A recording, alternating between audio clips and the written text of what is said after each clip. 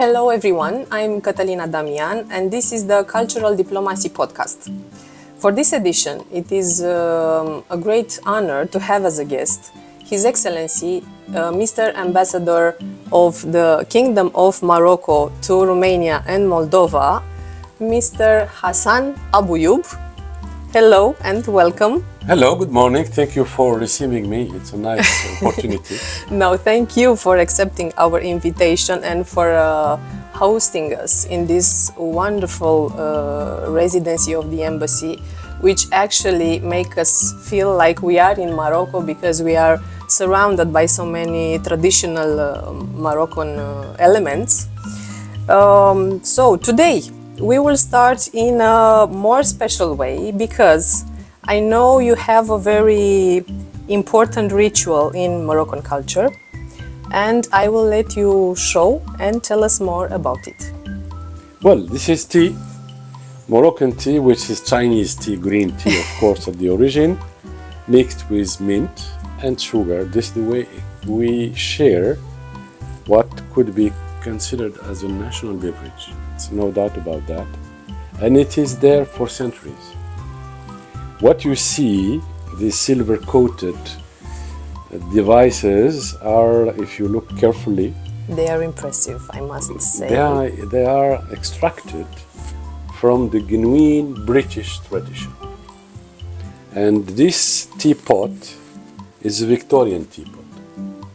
Wow. It happened that we had some immigrants from Morocco, from Fez, clearly, to a big factory in UK called Richard Wright factory, and when they came back with all the technology, design, and they maintained for now 2 centuries almost this tradition. That is now, I will say, becomes Moroccan.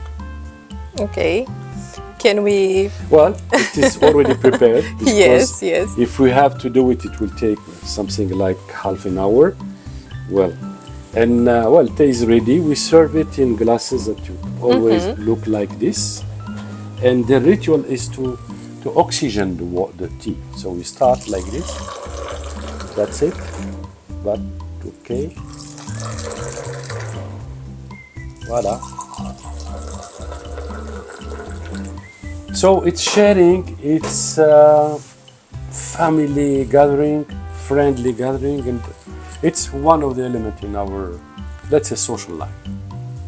Okay, it's impressive, and as I said, it's important for the Moroccan people. How has Morocco's history as a crossroads of civilization like Berber, Arab, and European shaped the country's cultural identity and traditions today? Well, first of all, it's a long history. We found recently, 10 years ago, that one of the oldest, if not the oldest, Homo sapiens in the world was discovered between Marrakesh and the ocean in a kind of Jebel Irhoud, kind of, let's say, relief, and it's 315,000 years old. Civilization as we know it, as it is expressed, as it is defined, should be at least 6,000 years. So, all in all, if we gather all these elements, I should add that the Moroccan state is maybe the oldest state of the Mediterranean, as a continuous sovereign state for almost 1,400 years. The city of Fez, that is presented in this wonderful painting, is almost 1,400 years old. So if you go there, you are in the middle of a live museum. This long history explains that we are a kind of a melting pot. We had different influences. I just start with the Phoenicians. They were present on all the coastline. They left a lot of remains, including some language remains. Then we enjoyed European-like civilization with the Roman Empire. The southernmost southernmost limes is in Rabat. You see, capital of Morocco. Of Morocco, yes. And this limes can also still be seen, protected, and with the Shella ruins. It is one of the bases of the Romanian defense and political system at that time. We got also many other influences, Africa, obviously. Yes. We got some Vandals, because when we deal with Vandals, we look at Andalus. Andalus in Arab is Vandals. We were mixed. We got 2,500 years ago, almost, very important Jewish immigration to Morocco, and they stayed there. And this explained the variety, the diversity of the Moroccan personality. It is so diverse that in the recent constitution, 2011, we decided not to choose our identity. We said we are Arab, African, Muslim, with the Jewish roots, etc. This the best way is to accept our diversity, which is our rich asset as a country. So we can say that the Moroccan culture is as various as its people. Definitely, yes. If you go from north to south, you'll see all kind of human beings, if I may say so. In what way are Moroccan art and music representative for the national identity, and how they are promoted internationally? Well, first of all, we have the remains of this Moroccan identity in our neighborhood, particularly in Spain, but not only, but in Spain, where you can still see the architecture, the art, design of what I call Moroccan civilization, in Alhambra, in Granada, in this wonderful city of Sevilla, where there is this very important mosque, La Giralda, and you understand that we have the same three towers. Yes. One in Sevilla, one in Rabat, that was destroyed by an earthquake, the famous Lisbona earthquake, and Marrakesh. These three are aligned on the same meridian. Nobody knows that. And they are built by the same king, Yaqub al-Mansur. It shows how important is the expression of our identity outside the country. You can find that in the way we influence the Spanish language. You find a lot of Arabic words.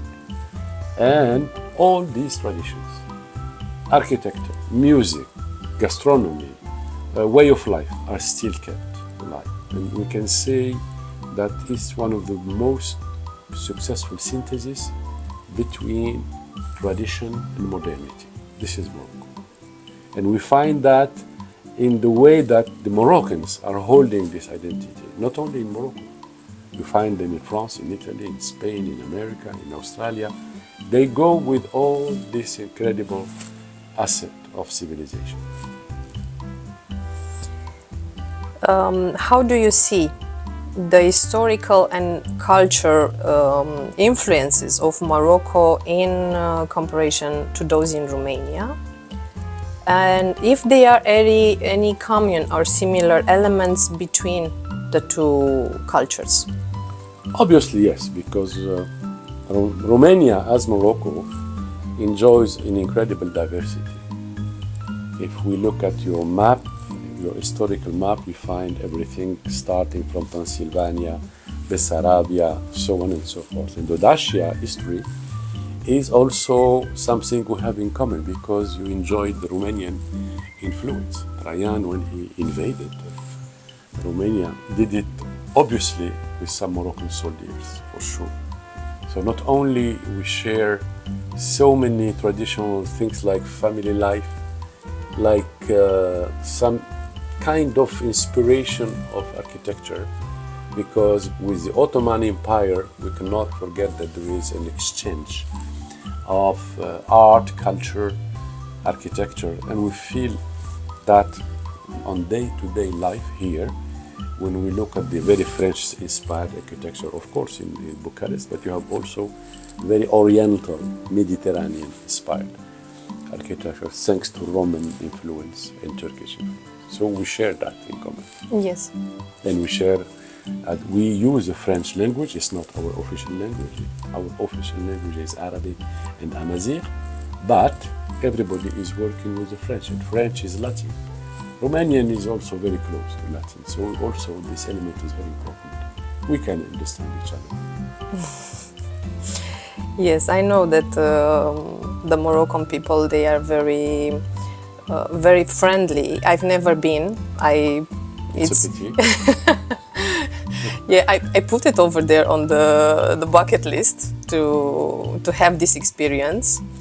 And I'm curious to know some things about the diplomatic journey, your diplomatic journey. How inspired you to pursue a career in diplomacy? Well, first of all, I'm a civil servant since the beginning of my professional life, more than 50 years ago, and a statesman, to be very clear. And frankly, the margin of choice is very limited. So I'm here because of the decision of the state, of His Majesty. A good decision. And my background is more into international trade. It's my cup of tea. But because there is no big frontier, the clearly designed frontier between trade and diplomacy, it's quite natural that I finished in this wonderful world of diplomacy, because at the end of the day, our mission is to make people entering into a positive dialogue, into peaceful dialogue, and trying to contribute the best we can afford to do to peace. So diplomacy is mainly at the service of peace. Maybe you can share with us some challenges or some maybe rewarding experience from that you encountered in your diplomatic career. Well, it's difficult to select the part of my international life, I would say, more than diplomatic. In my career, I enjoyed the privilege of working, visiting more than 160 countries. And the most exciting, complicated, passionate part of it is when I was candidate to WTO in 1998. In 1 year, in campaigning for that position, I visited 65 countries in 1 year. When I say visited, I met with head of states and heads of government.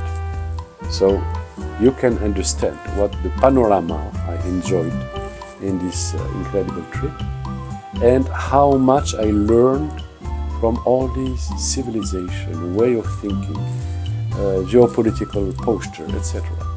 And this trip, this journey, at the end of the day, makes you really humble. My next question was somehow related with a little bit what you are mentioning. I wanted to ask you, how was this transition from life in Morocco to adapt to various cultures in the countries that you have worked in?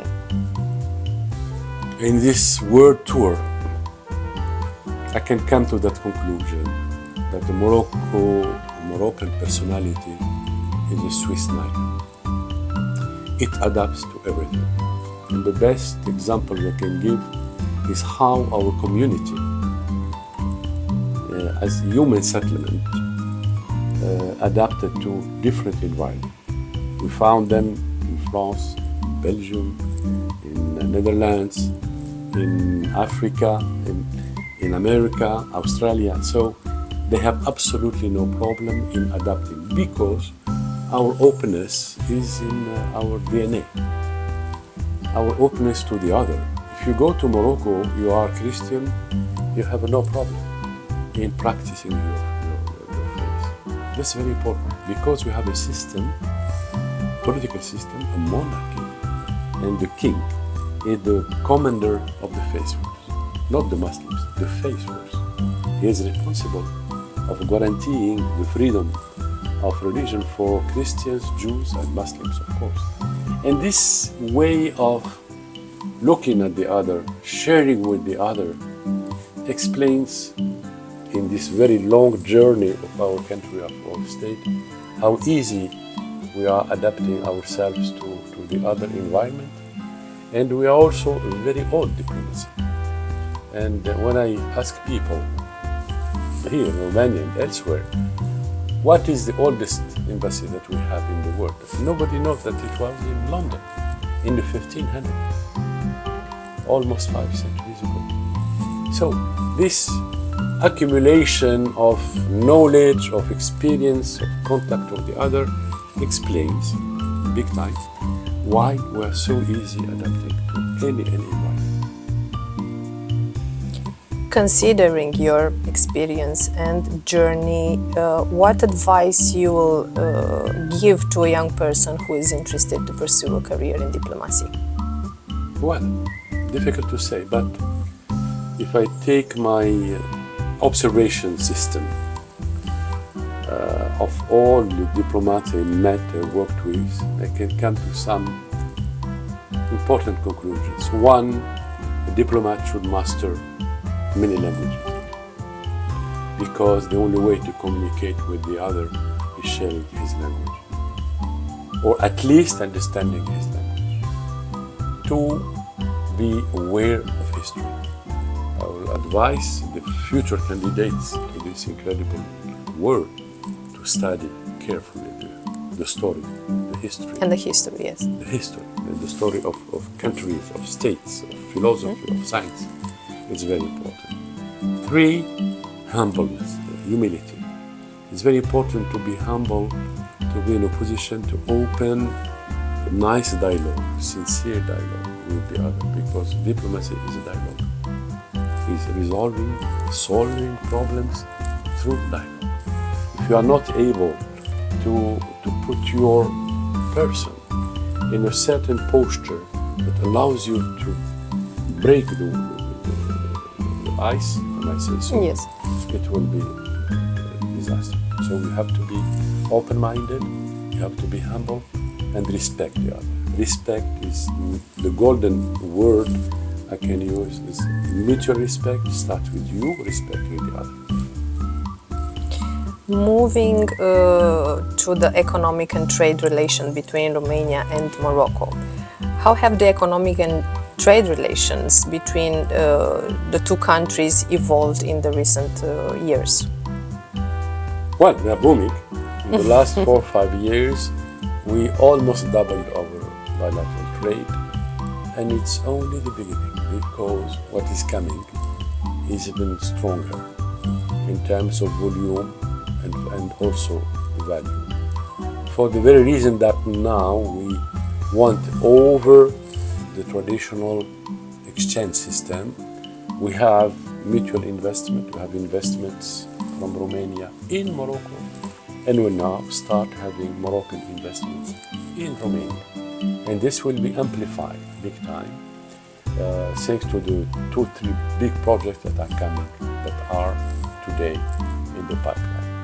Add to that the Romanian image in Morocco is very strong, due to the memory of all those who attended the education system when, in the early 60s, almost 800 professors from Romania, ladies and gentlemen, were teaching a lot of citizens from Morocco science, mathematics, physics, and also French.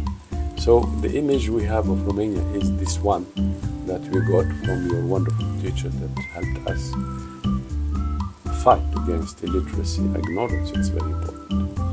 And more than that, we are enjoying our two status. You are a member state of the European Union.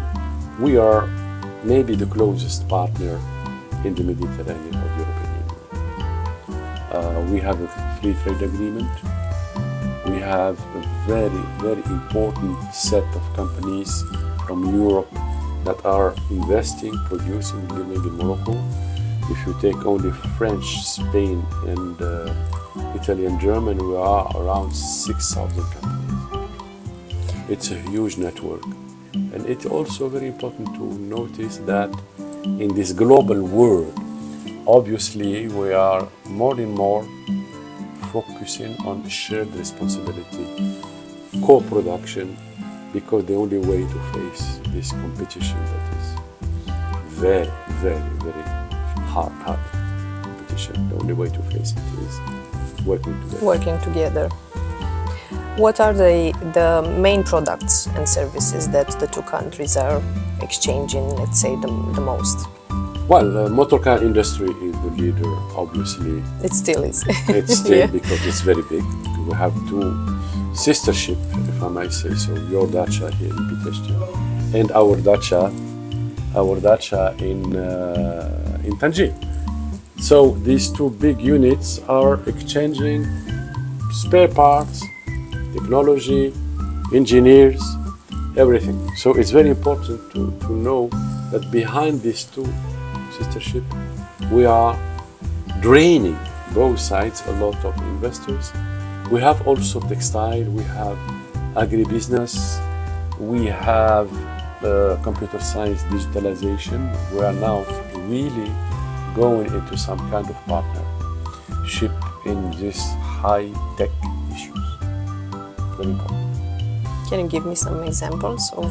Well, we have at least 3 companies dealing Yes. with cybersecurity that have offices in Morocco. We have started to build a huge project on the fertilizers.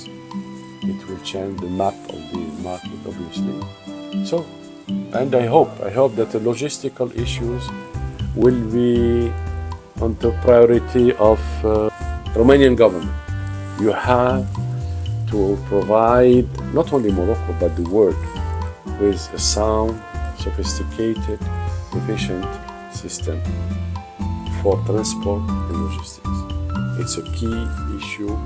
It's one of the major impediments for the future, and I think we need to connect our more sophisticated logistical basis with your existing logistical basis. And God blessed Romania with one of the most sophisticated geographical position. We have to take advantage of it. How do you think, how does cultural diplomacy contribute to facilitating economic relation between Morocco and other countries, including Romania? I should say that it is important to start this, call it cultural education university partnership. It starts with university. I am happy to say that the number of Moroccan students here in Romania is growing. It can grow more if the limits imposed on foreign students now by your policy and law, 20%, if it's more, you'll see even more Moroccans here. These are the best ambassadors of Romanian technology, Romanian production, and Romanian, let's say, way of life. The opposite side of it is, I hope that we'll be enjoying more and more Romanian students in the Moroccan education system, university, high level, postdoctorate. I think it will also help to bridge the gap. Apart that, it is obvious that whatever we invest in disseminating our cultural personality is very, very helpful for tourism, for example. And our intention next year is to organize a lot of events devoted to explain more what is Morocco, because it's not well known, I should say. It's our guiltiness. Only in Romania or also in other countries? In all this region.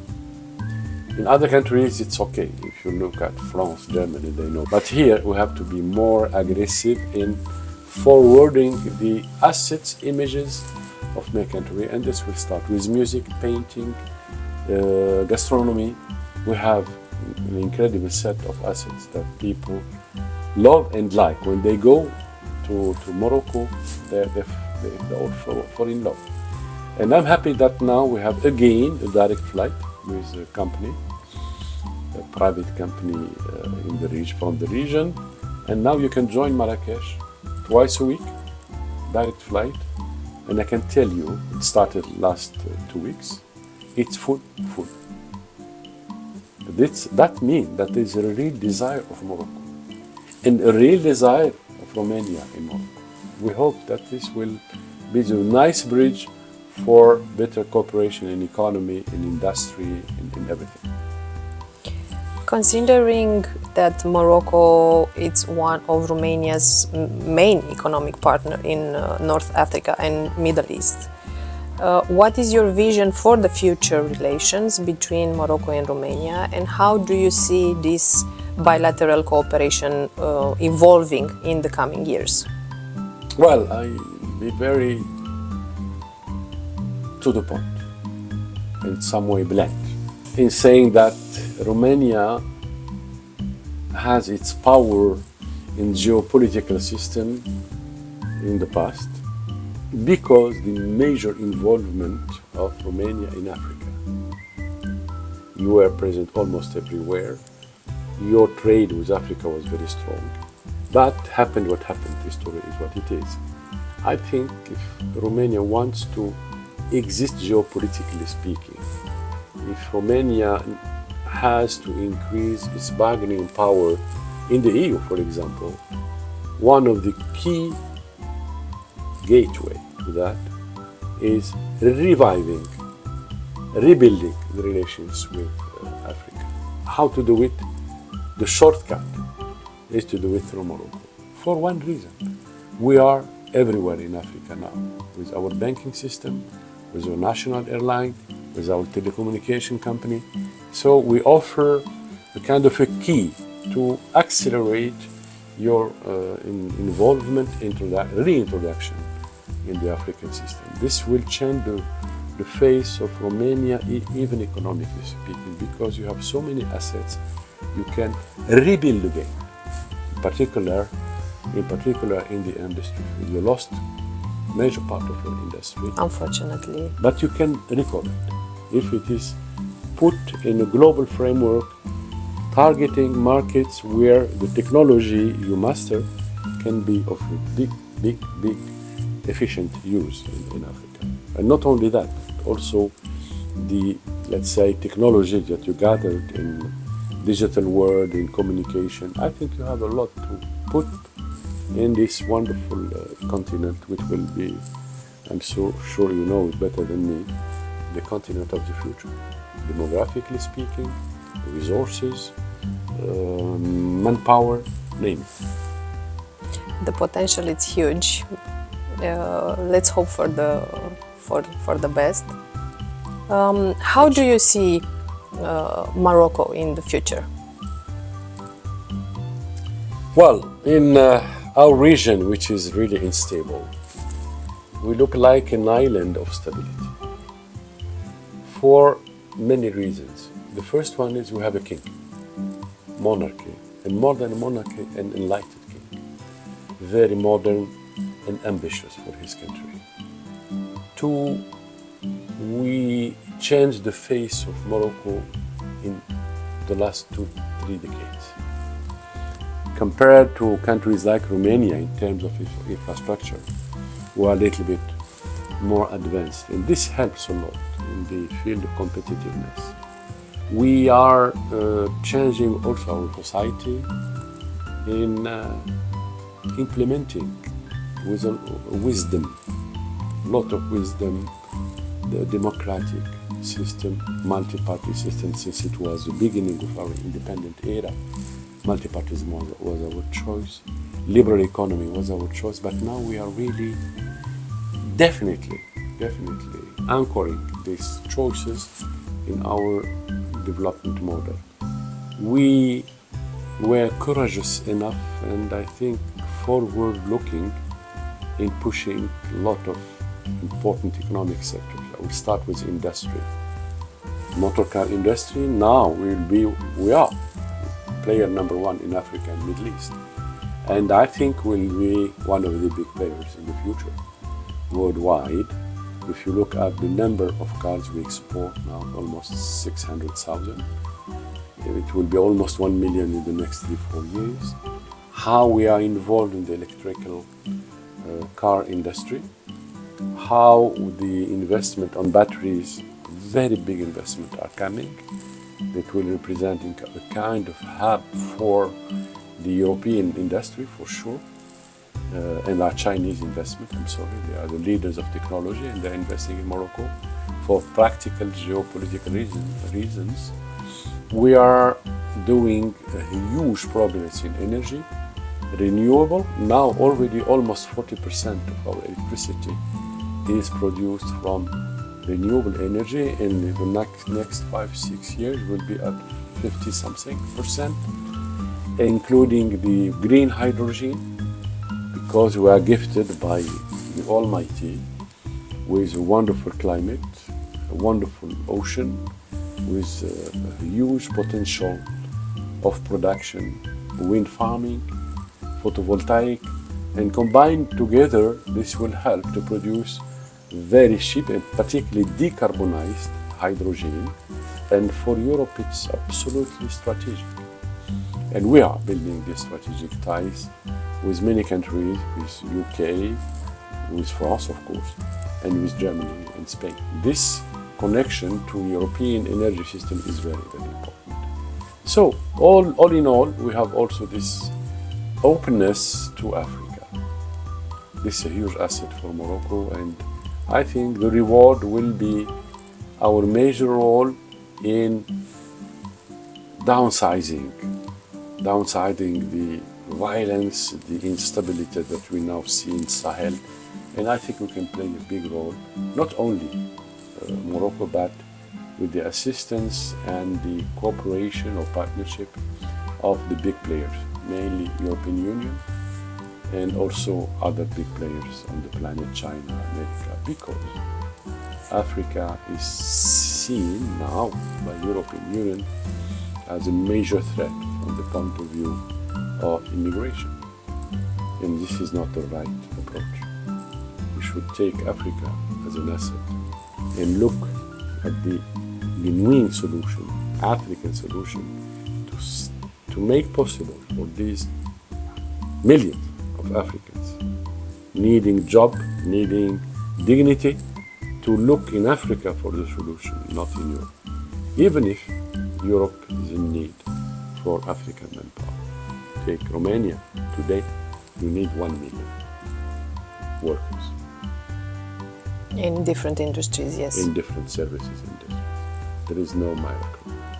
In Europe, you don't find it. The only close reservoir, you might say so, is Africa. Your Excellency, thank you for sharing with us the precious information and for again accepting our invitation and for hosting us in this beautiful location. And for you, if you like it, if you enjoy it, please like and subscribe, and I will see you next time.